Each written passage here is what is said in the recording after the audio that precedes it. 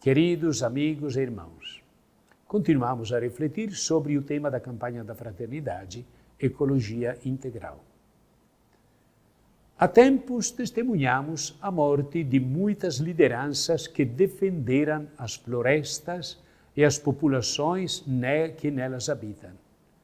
Em muitos territórios acontecem conflitos de forma violenta e amedrontadora.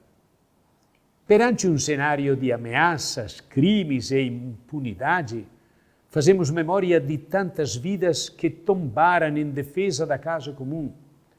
Que o sangue derramado não seja em vão e que, a exemplo desses nossos irmãos e irmãs, nos empenhemos em favor da preservação e da vivência integrada entre os povos e o ambiente. O índice mais profundo e mais grave das implicações morais situadas na problemática ecológica é constituído pela falta de respeito pela vida, como se pode verificar em muitos comportamentos inquinantes. Muitas vezes as razões da produção prevalecem sobre a dignidade do trabalhador e os interesses econômicos são postos acima do bem de cada pessoa, senão mesmo acima do bem de populações inteiras. Nestes casos, o inquinamento e a destruição do ambiente são frutos de uma visão redutiva e artificial, que algumas vezes denota um verdadeiro desprezo do homem. É evidente que está em jogo não só uma ecologia preocupada com tutelar o habitat dos vários seres vivos, mas também uma ecologia humana, que proteja o bem radical da vida em todas as suas manifestações e prepare para as futuras gerações um ambiente o mais próximo possível do projeto do Criador. Há necessidade, pois, de uma conversão ecológica, para a qual os bispos hão de dar a sua contribuição, ensinando a correta relação do homem com a natureza. Uma conversão ecológica supõe uma mudança do nosso modo de ser, pensar e agir como pessoas e comunidade. Buscamos um modo de viver mais integrativo entre Deus, os seres humanos e toda a criação, no qual a cultura do amor e da paz tenha a primazia. Os apelos para uma conversão ecológica propostos pelo Papa Francisco na Laudato Si permitem resgatar uma ecologia integral, unindo fiéis e não fiéis na missão da casa comum, construindo grandes e pequenas alianças, reforçando os laços da amizade social. Propõe-se saídas inteligentes para superar os impasses, valorizando a riqueza da diversidade da criação, fazendo gestos concretos que estão ao alcance de nossas mãos e alimentando-nos da riqueza da espiritualidade cristã que integra o divino, o humano e o ambiental.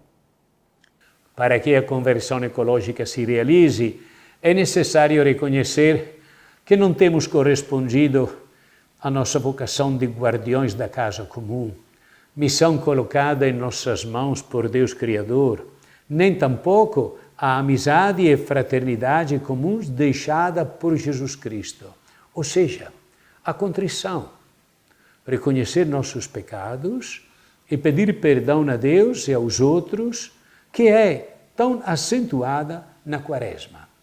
Junto com a palavra de Deus, faz-se necessário recorrer às inspirações de uma espiritualidade ecológica na tradição da Igreja, cujos testemunhos nos ajudam no processo de conversão.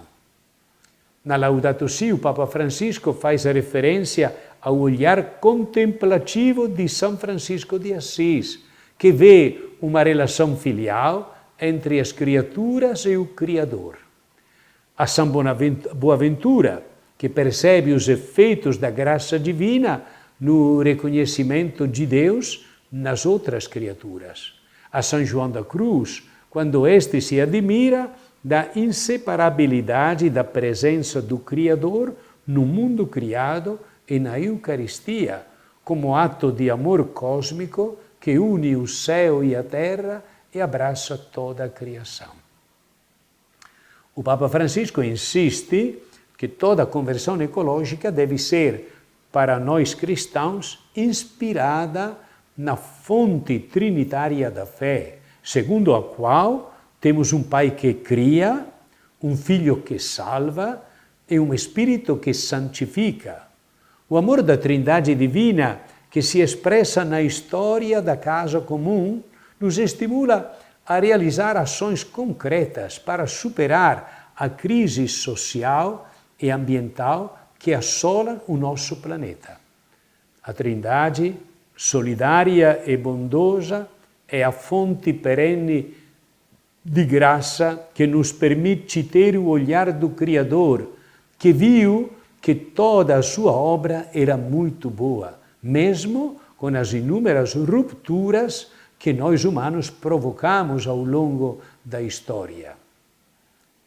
Precisamos superar os entraves que impedem passos significativos para o enfrentamento das mudanças climáticas, como a morosidade das políticas públicas, o paradigma tecnocrático, a fragilidade da política internacional e das conferências sobre o clima e assim por diante.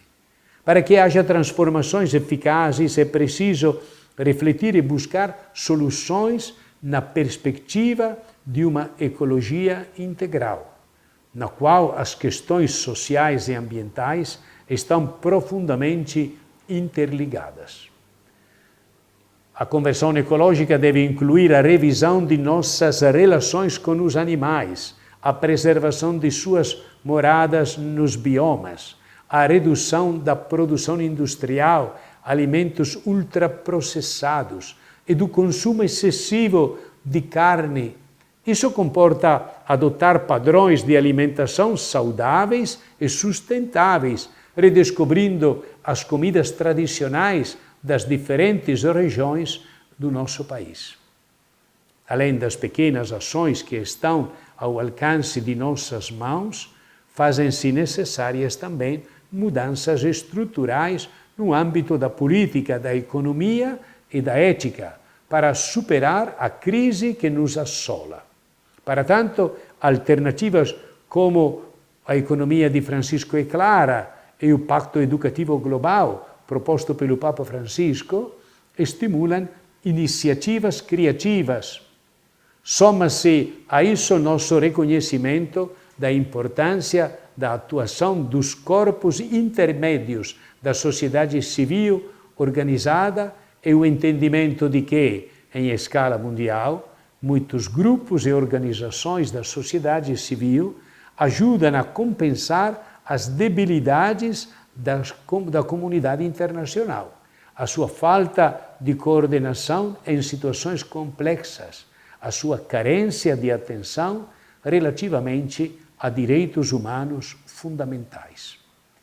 Junto à campanha da fraternidade deste ano, a Igreja Católica celebra nesse ano o jubileu dos 2025 anos da encarnação do Verbo, com o tema Peregrinos da Esperança.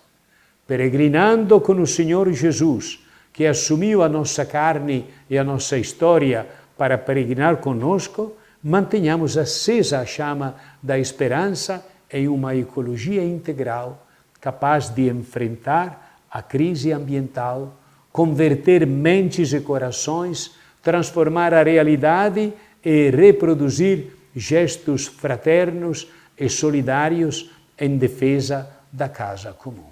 Deus abençoe a todos, em nome do Pai, e do Filho, e do Espírito Santo. Amém.